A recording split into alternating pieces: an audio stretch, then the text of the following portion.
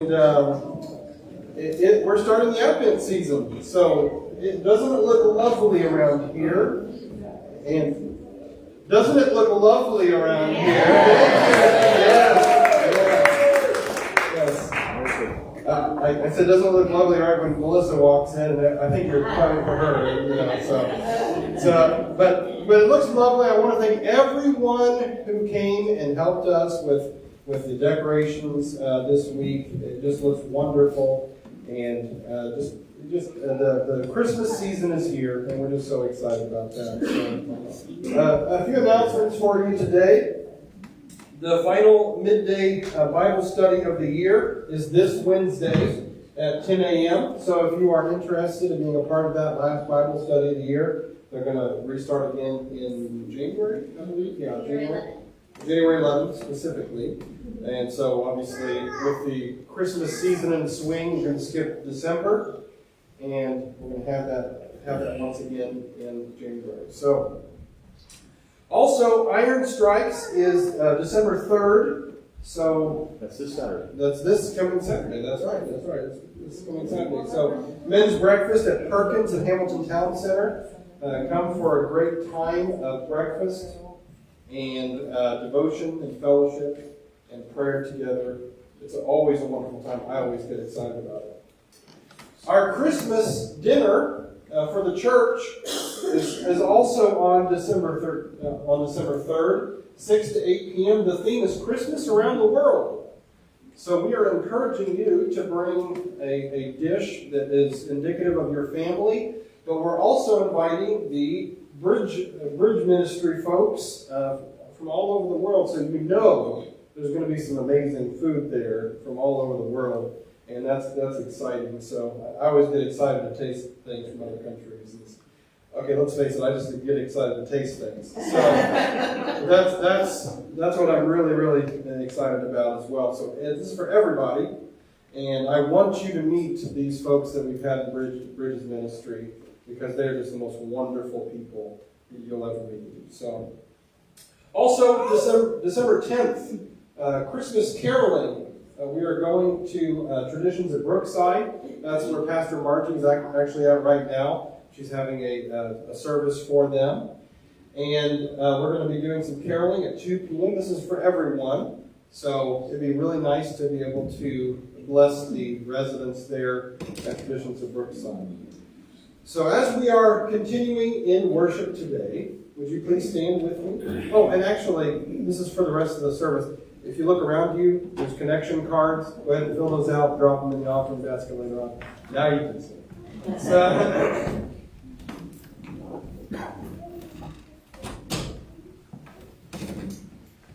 Father, thank you so much for this day. Even though it's gray and a little rainy outside, we are just in the Christmas spirit already. And we're just so thankful that you have brought us here to lift up our voices, to lift up our hands, to worship you, to hear your word, to fellowship with one another. And we just ask that you pour your Holy Spirit out upon us today and help us to know you are near. In your name we pray. Amen.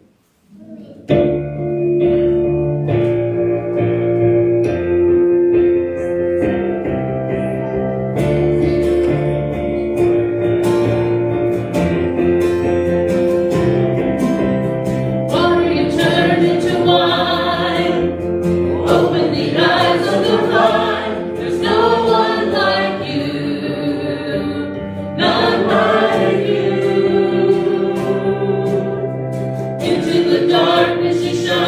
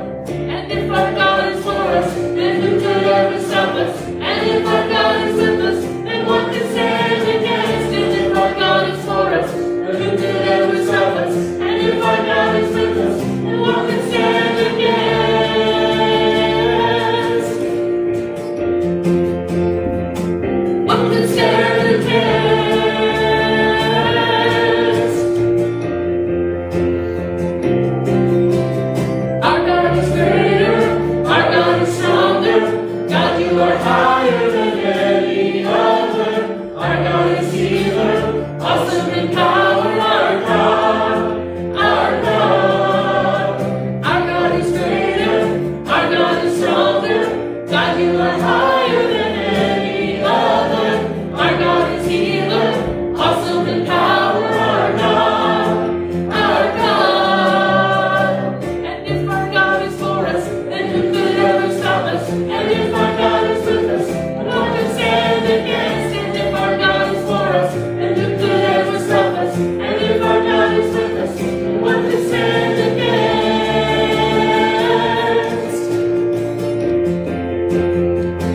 What can stand against?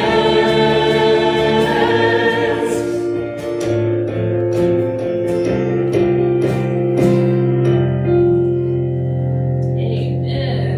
You all sound excited. Are you excited to be in worship today? Amen. All right, you can be seated. Our children are going to head on downstairs.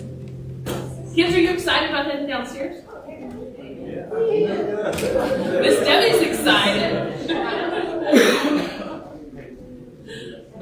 Our ushers are going to come. This is your opportunity to give if you consider Fisher's Point your church home and have not yet had a chance to give online this week. As our ushers are taking the offering today, we're going to do a little bit of what I call thankfulness time. And I'm going to limit you to 1 or 2 words. This is going to be popcorn style, so I want you to think about this as we pray. Right? I heard some chuckles because some of you are a little more wordy than me. But we're just going to shout out things that we're thankful for. So as we pray, be thinking on that. Lord Jesus, thank you. Thank you for all that you do, for all that you are, for all that you've provided for us. And Lord, as we take this opportunity to give our offering monetarily as well as just a spoken word of all the things that we are thankful for today, we just give you praise. Pray that you would accept our offerings from our heart in Jesus' name. All right, 1 or 2 words. Hurricane protection. Thankfulness. My wife. Take the offering anytime. Aww. Jesus Christ. My church. God. Second chances. Forgiveness. Forgiveness. Yes. Rest. Family. Mercy. Mercy. Salvation. Salvation. Grace.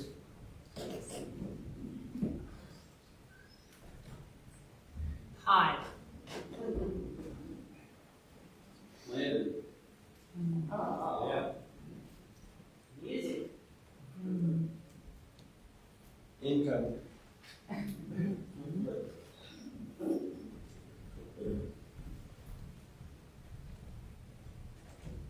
You guys did really well with that exercise. Would you stand? We're going to sing together the doxology. Praise God. Praise God from whom all blessings flow. Praise Him, all creatures here below. Praise Him above the heavenly hosts. Praise Father, Son, and Holy Ghost. Praise God from whom all blessings flow. Praise Him, all creatures here below. Praise Him above the heavenly hosts.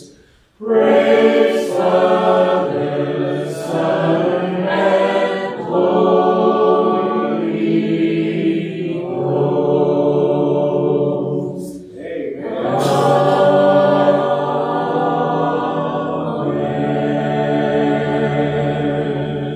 Amen. Thank you, Jesus. You're all signed up for the choir.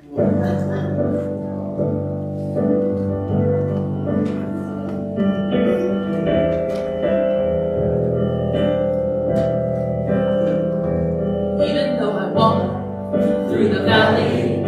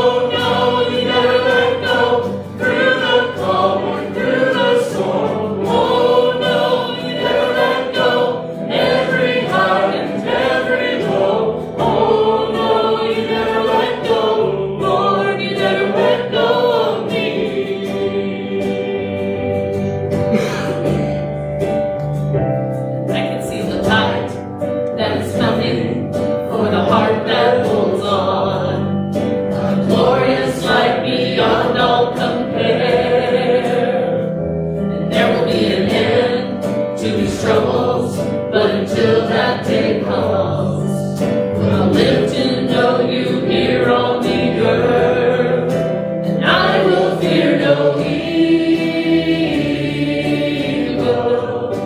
for my God is with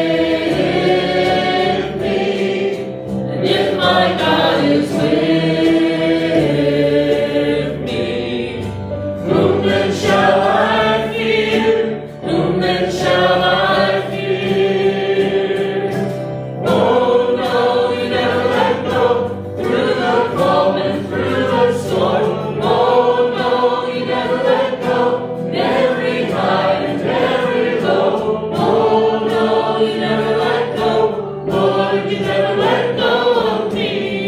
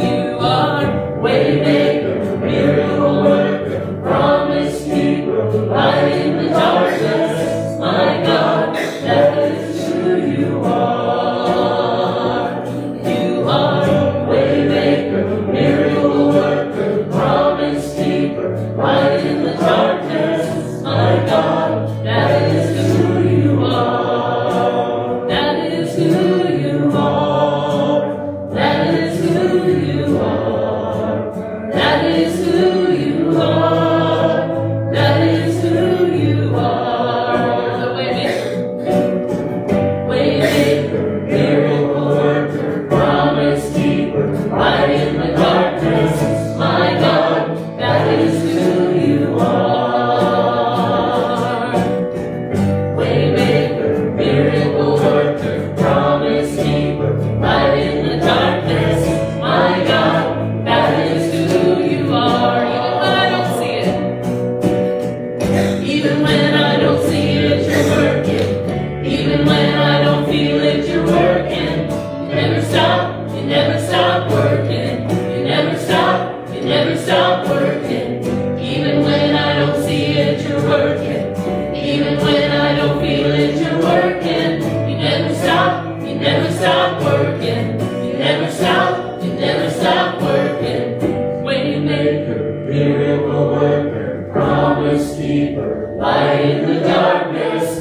My God, that is who you are.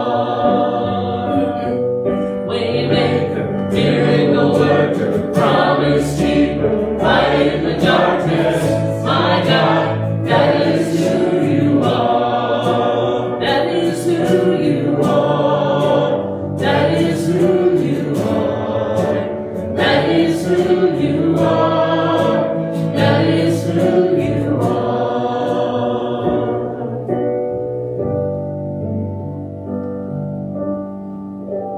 Praise God.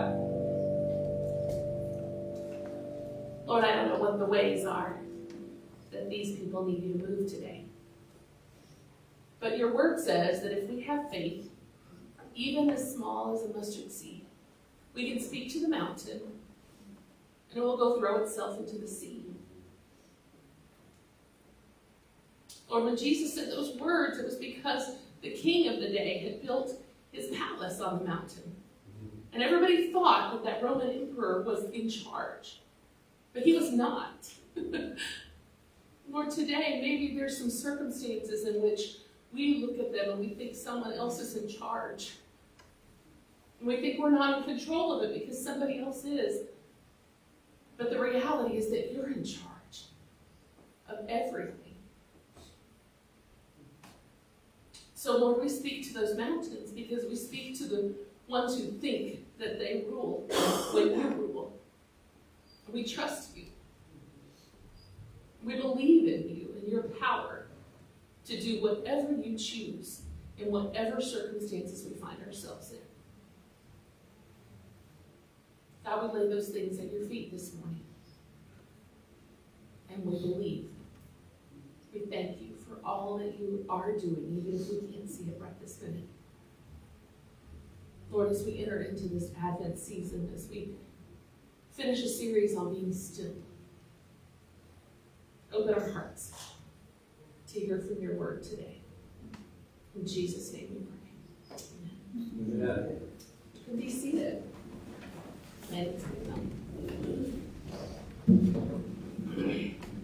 Something I was reflecting on even this morning was I was thinking about different movies whenever I was young, the kinds of movies that I loved the most.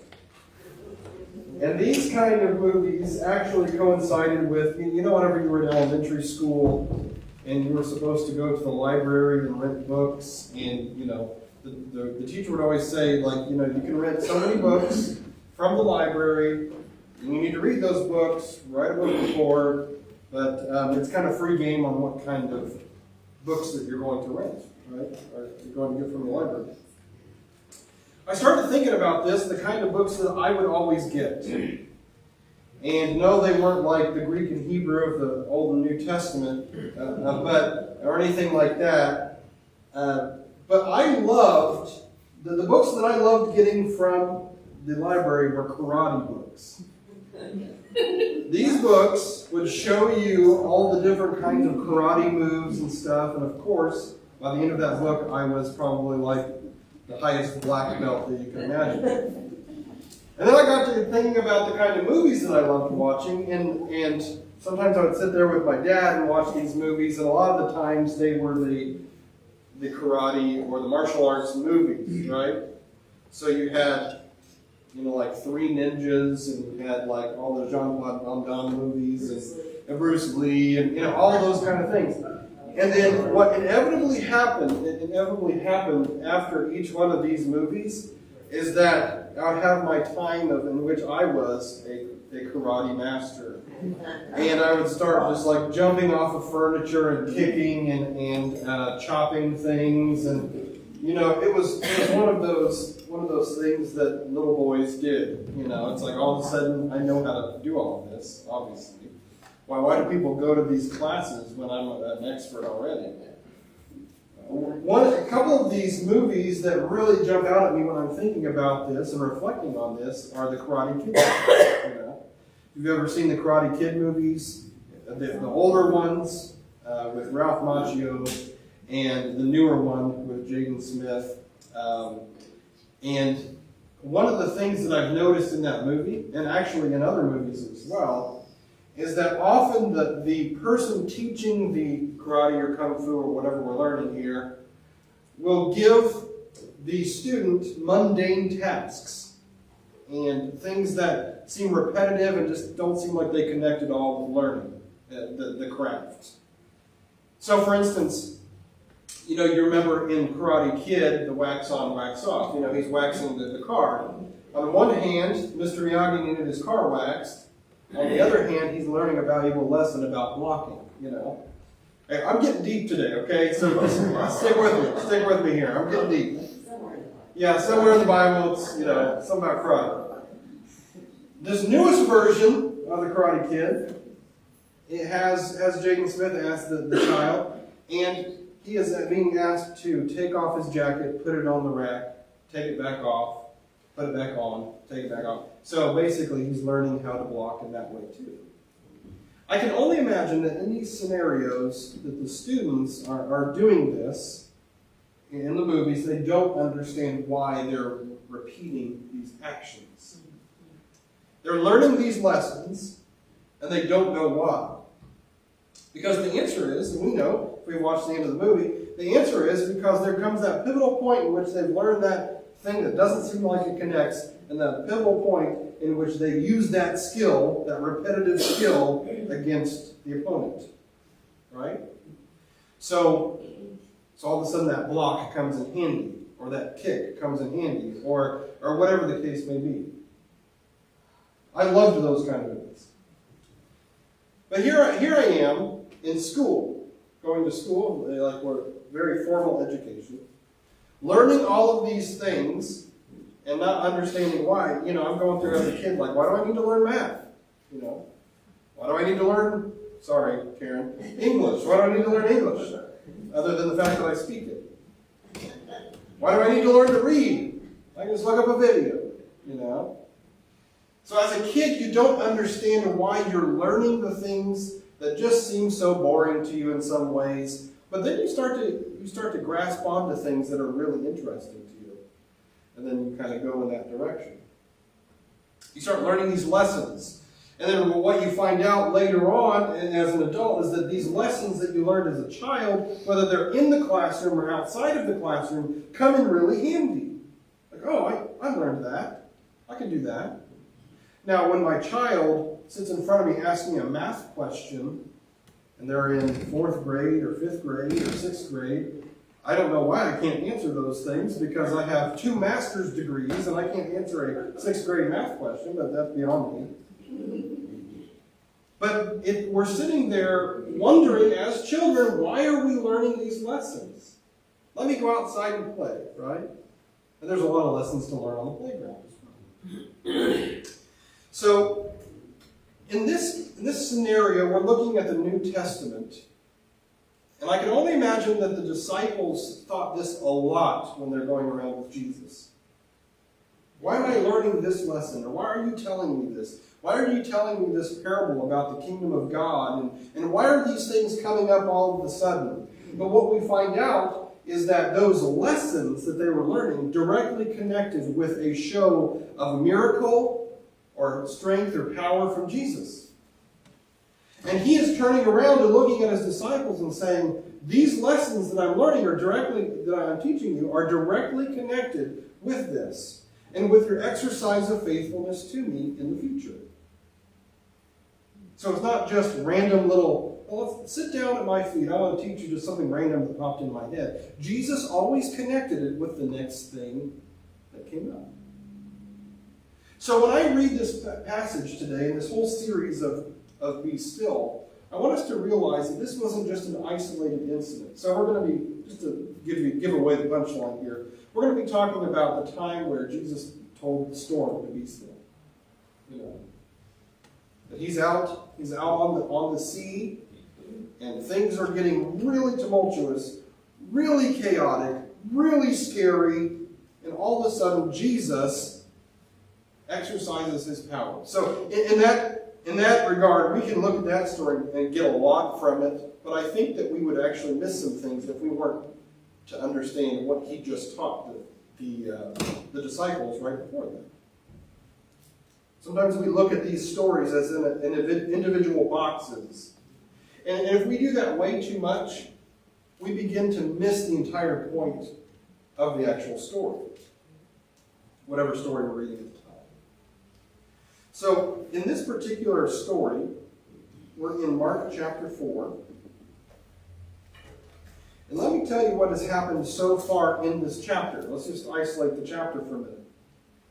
Jesus was with his disciples, and he just went on this tirade of parables. And he's already healed some people, he's done some great things. Some people are kind of mad at him because he healed on the Sabbath. What's going on there? But he's trying to encourage the disciples and teach the disciples that things like, hey, if you have God's work to do, if you have healing to do, if you have something that God is calling you to do, you don't have to wait until Monday to do it. You know? He said, I want you to think outside the box. I want you to do what God tells you to do when God tells you to do it. That we are not to rely on human understanding, but rely on God's provision. So these are the things that happen. You know, Jesus has already appointed the disciples. He's already done some great things already. And then he goes on and he wants to set them down and start to teach them the basics. The parable of the sower is one of the first ones that he teaches them. Parable of the sower takes us through this idea, but basically this idea of someone sowing in a field. What kind of soil are they throwing the seed on? And when the disciples are listening to this, they're thinking, why are you giving us farming lessons? I thought that you wanted us to go fish for people. You know? So the parable of the sower is basically asking the question, are you willing to allow your hearts to be prepared for what God has for you? What kind of soil is God, when God casts the seed, what kind of soil is it landing on? Prepared soil? Dry soil? Hard soil that's completely resistant to all of the elements and everything that's nourishing? And then he goes on, and so that lesson kind of lingered out there and kind of floated in the air, and we're thinking, where's that going?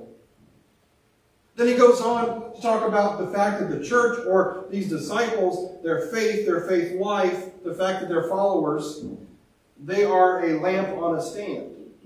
So are they going to hide their faith, or are they going to make that known to other people? What does it mean to hide your faith? It means that you're not making it known to anyone else because that's your own little personal private. See, what happened was there were a lot of people back then, and even a lot of people now, in today's context, who truly believe that this whole following Jesus thing, you just keep it to yourself. This is my personal, private experience with Jesus. But a true experience with Jesus is uncontainable. Yeah.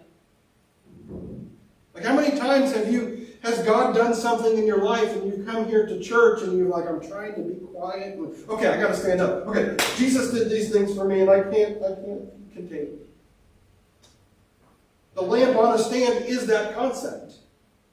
Are we going to be quiet about our faith? I'm not talking about a bullhorn and a sandwich board out here on the corner. What I'm talking about is if Jesus has done something in your life, let people know about it.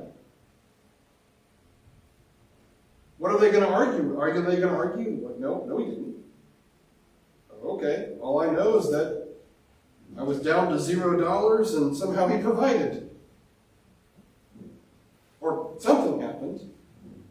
And all I know is that, I don't know if coincidences occur, but I know that whenever I pray, coincidences happen.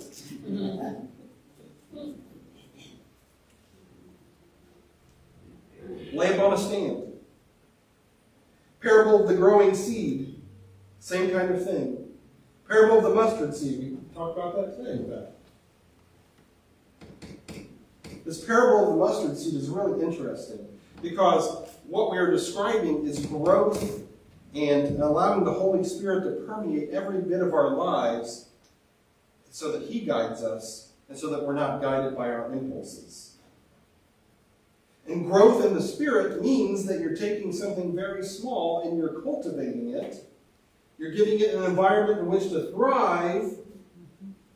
Do you know why? This is science. I'm going to drop some science here, okay? Because I never knew this until like a few years ago.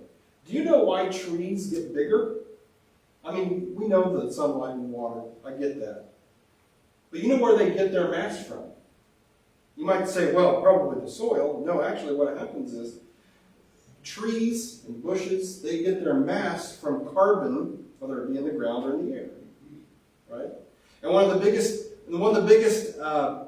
places that carbon comes from is breathing, or breath. We exhale carbon dioxide, we exhale, and then obviously if there's fires and things like that, rotting wood and all of that. So carbon is naturally in the soil or in the air. So, all that science to say that there is something to be said about the growth that comes from God's breath in our lives. So, how do we gain mass spiritually? We listen to God's Word. We experience God's Word. We absorb God's Word. We grow because He is growing us. We don't sit out on a path that says, okay, today I'm going to grow. And here's how I'm going to do it. And here's how I'm going to lay out all of these things.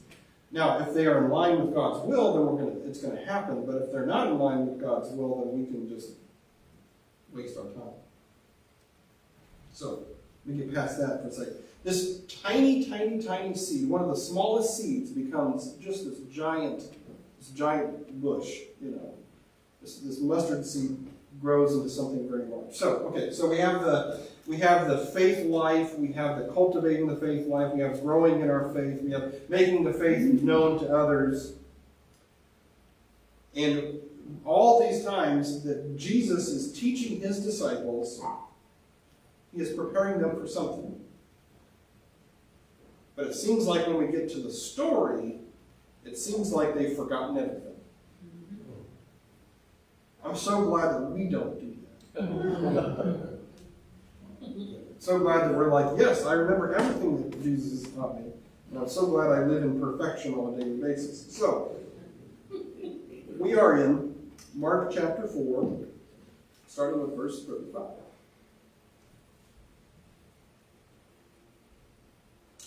That day when evening came, he said to his disciples, "Let us go over to the other side, leaving the crowd behind." They took him along, just as he was in the boat. There were also other boats with him. A furious squall came up, and the waves broke over the boat, so that it was nearly swamped. Jesus was in the stern, sleeping on a cushion. The disciples woke him and said to him, "Teacher, don't you care if we drown?" He got up. Can you picture him right here, by the way? He got up, rebuked the wind, and said to the waves, "Quiet, be still." Your version might say, "Peace, be still." And the wind died down, and it was completely calm. He said to his disciples, "Why are you so afraid? Do you still have no faith?" They were terrified and asked each other, "Who is this? Even the wind and waves obey him." We're going to stop right there. there's a little detail in this story that we often just kind of go over. It's one half of a sentence, almost. It's about that size. So let me get to it here in just a second and just tell you that this was scary. Jesus was in the boat. He was calm. His heart was clear. The disciples started to experience the chaos that came with the storm. And then there's this little detail that we just skip over because we're focusing our attention on the disciples, right? But there is this little detail that we often gloss over, and it was this. There were also other boats with them. Did you see that in there? So we have the one with the disciples in it, but we also have the other boats that were also a part of this. But we just skip over it. Can you believe, can you understand for a moment what it would have been like, or picture for a moment, what it would have been like to have seen it from the outside? The disciples are going through this turmoil and chaos, and probably everyone else is as well. And Jesus, I'm looking at him from let's say 30 feet. Let's say 50 feet. Let's see 100 feet. I'm looking at this guy standing up in the most dangerous place of the boat, and you can tell he's kind of reluctant, and he's holding on to something so he doesn't fall over. And then I can't quite hear what he's saying, but I see his mouth moving, and I see him reaching out his hand, and all of a sudden everything is calm. I don't understand what he said, but I know it was him that did it. The people around in the other boats got to be a witness to something that was meant for the disciples, and this is what we're reading from their perspective. But they were a witness to something secondhand. The faithfulness of the disciples in that moment, and the experience that let me word it like that. The experience that the disciples had in that moment influenced other people as well. Because they saw it. Whether they believed in Jesus or not. The fact was, because of what happened in that middle boat, their storms calmed down too. Right. Do you understand the importance of your faithfulness when it comes to even that unbelieving neighbor or family member? Are you connecting those two things? That even though you have not pushed that person down on their knees and made them pray that prayer, and hey, they still need to pray that prayer, that your faithfulness could affect something in their lives. Because at some point, that person is going to walk up to you and say, well, I might still not believe in this thing, but I still can't understand how when you prayed that thing happened. It causes a little bit of a chaotic moment in their minds and their hearts. And we can step back with a smile on our face and say, well, we know what happened. Not out of arrogance, but out of joy. Perhaps there is a person in your life that you're praying the prayer of hope into their lives.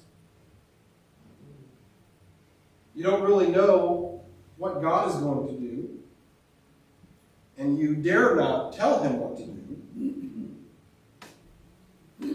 But that person requires hope in order to survive until tomorrow. So sometimes we skip over that little detail. There were other boats as well. And man, how amazing would it have been because of what was happening in the disciples' boat. How amazing would it have been to have been in another boat to see all this happen from the outside. I think that's pretty cool. So it says that Jesus got up and rebuked the wind and said to the waves, quiet, be still. Then the wind died down and it was completely calm. The writer knew what he was doing when he was constructing what this scene actually looked like in order to communicate it to us, right? Because not only did this happen, but he's also using the words that connect directly with the Old Testament, the very first verse of Genesis. The very first verse of Genesis is telling us what happened at the very beginning.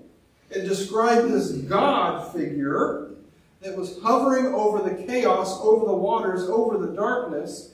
This chaos we're picturing choppy and just uncontrollable. And with something that he did, something that he said, he brought about creation and calm over it all. So for some reason, this guy, Jesus, had the same power to do that same thing, hovering over the waters, to the chaos, to the darkness. You can't see to the bottom. It's just so deep. Things are scary. I don't understand what's going to happen next. But then all of a sudden, this Jesus, he has that same power. And I can only imagine that those disciples, knowing Scripture, by the way, would have thought about the very first verse in Genesis when he did that. Is this guy who he says he is? Because I'm still not sure. He's a great teacher and he can do some amazing things. But man, when he settled down the chaos, that triggered something in me that I didn't realize was there.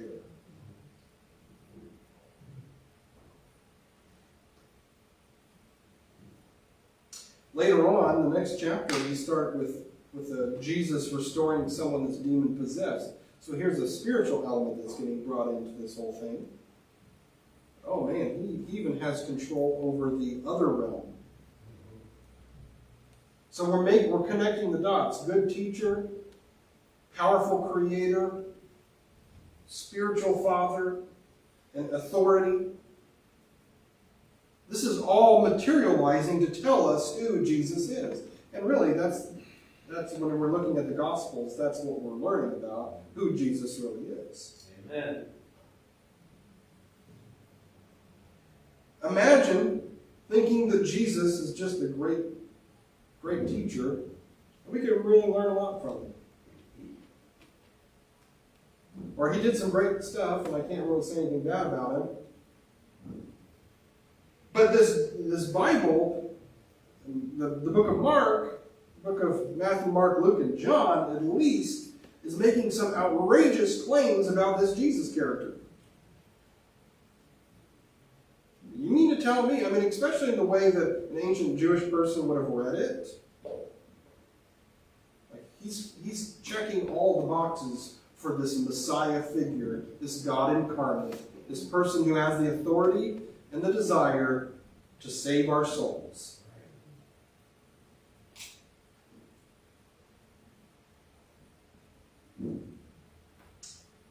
So you can see how these previous stories, these parables, connected with what Jesus was about to tell them. Or he was about to show them.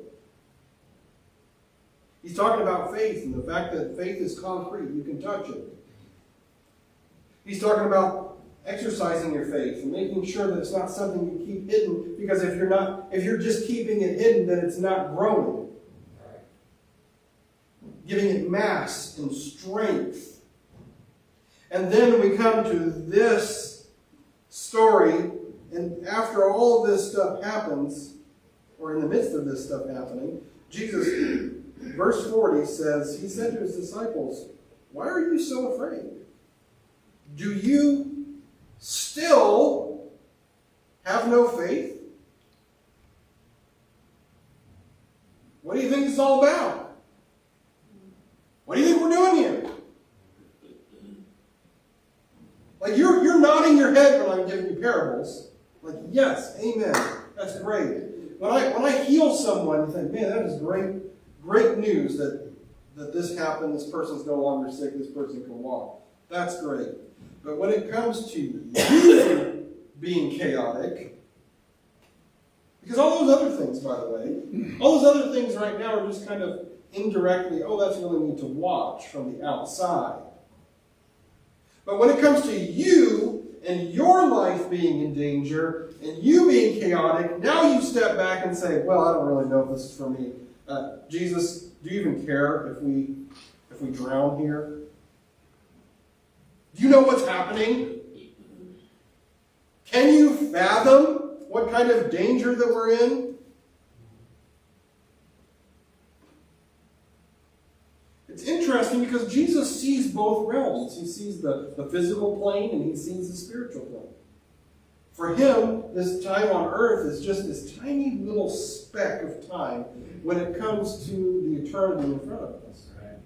But at the same time, he understands that the things that we do here are the things that prepare us for then. And it makes sense, right? So Jesus says, do you still have no faith? Even after everything was still, I want you to hear what this says. Okay? And I want you to find yourself in this passage because I feel like I'm there.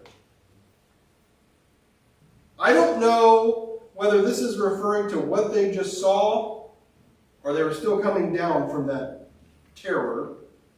But verse 41 says something very interesting. After Jesus had done this, it says, they were terrified and asked one another, who is this? Even the wind and the waves obey him. You mean to tell me that, okay, I'm judging them from the outside, okay? You mean to tell me that Jesus just raised his hand and he spoke and everything was calm, and he was in the boat with them, so he's the guy that's on your team, and it still says they were terrified. I don't know if they were terrified because that was completely unexpected. Maybe that's it.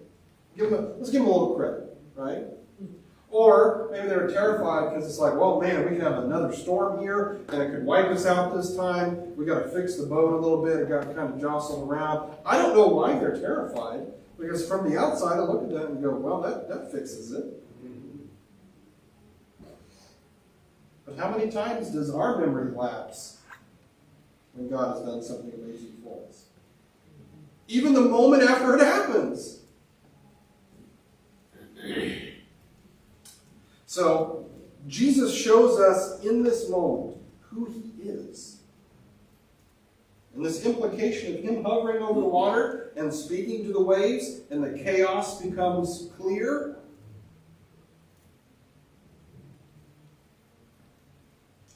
I think we forget sometimes who Jesus is and why he came.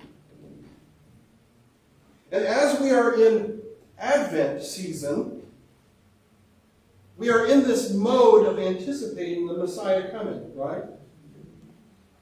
But what is this Messiah going to do for us if it's just another ritual that we do on a regular basis?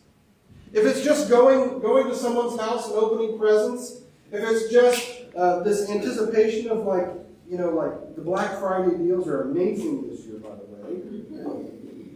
If it's just that kind of stuff, if it's just stuff that we do every year, then what good is it? But if we switch our minds to the fact that this stuff is real, we can put our hands on it, we can know because of memory that Jesus is who he says he is, then we can find ultimate hope in him.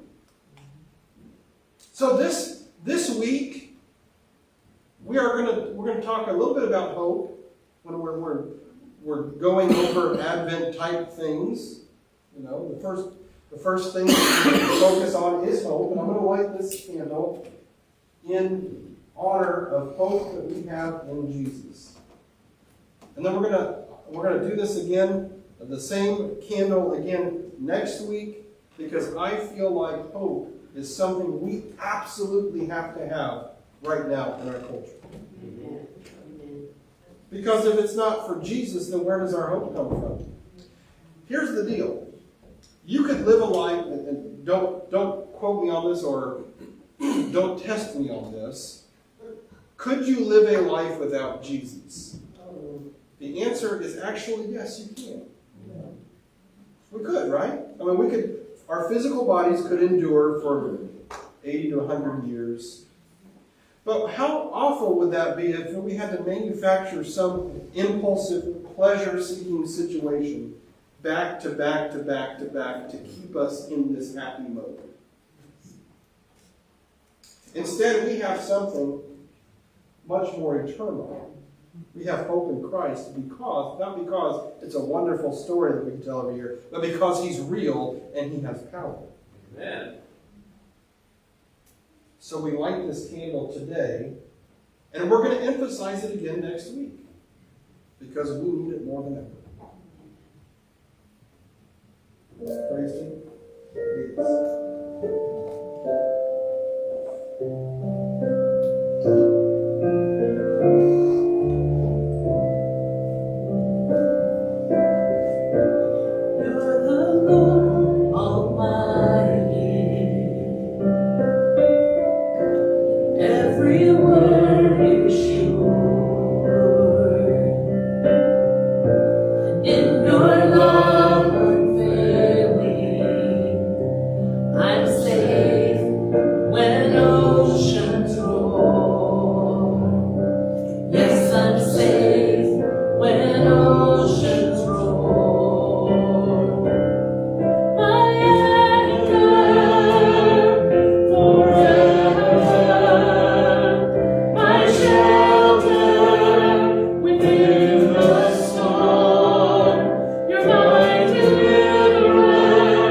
You never falter.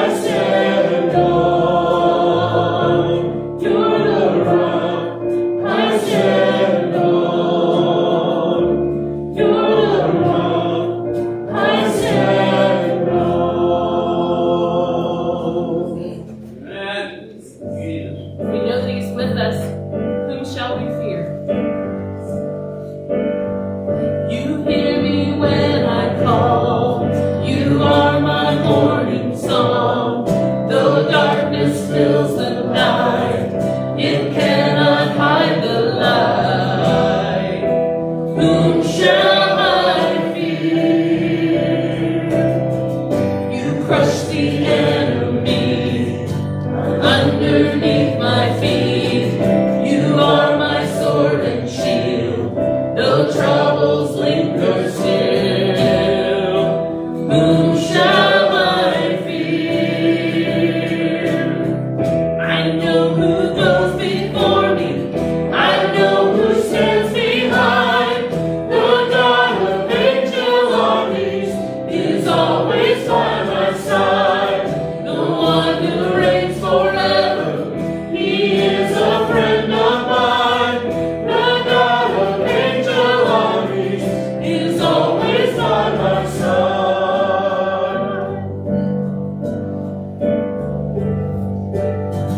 My strength is in your name, for you alone can save. You will deliver me, yours is the victory. Whom shall I fear?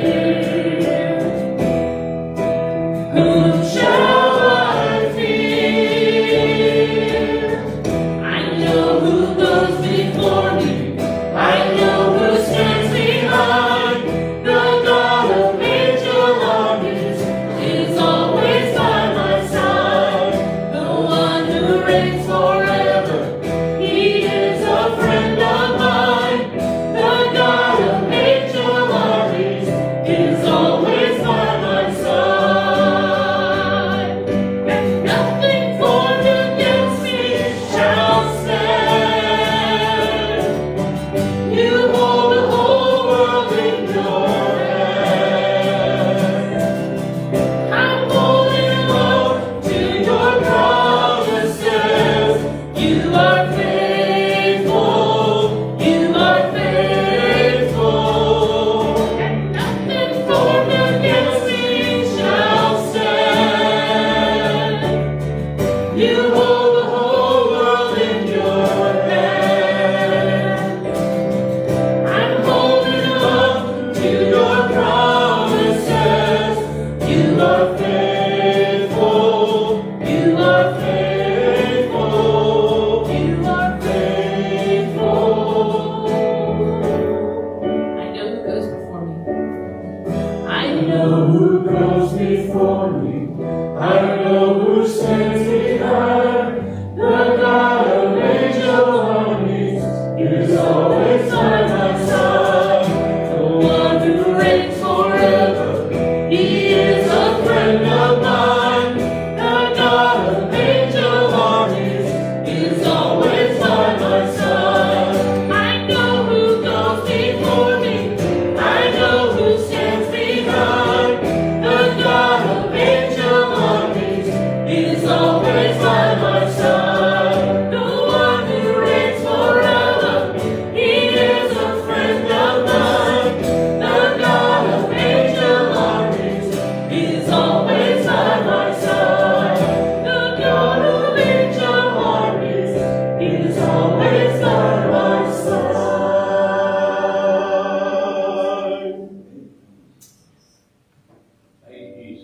Father, thank you for this time together. We thank you for this reminder that we can be still because you are the God who hovers above the chaos, who calls things into order. And Lord, sometimes it can be terrifying. Sometimes it can be scary. Sometimes we can be uncertain and live in that uncertainty. But help us to lean on you in those times. Lord, today we just ask that you help us to be reminded throughout the week of who you are. And as we venture deeper into Advent, help us to have a stronger anticipation of you and your coming and your blessings. Thank you, Lord, for this reminder today. We are so grateful for you.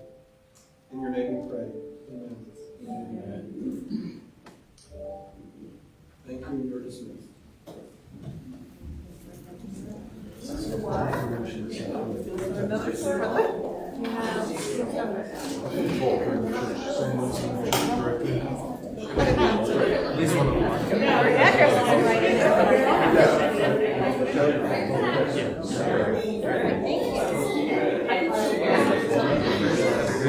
can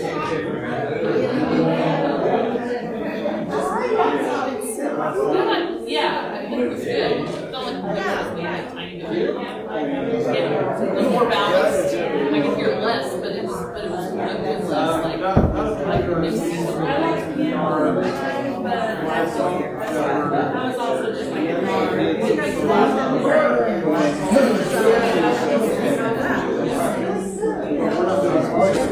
Okay.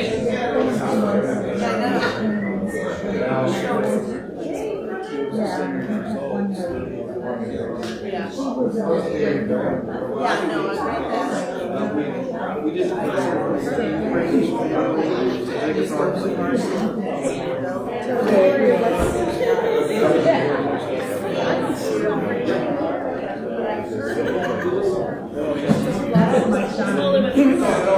Yeah,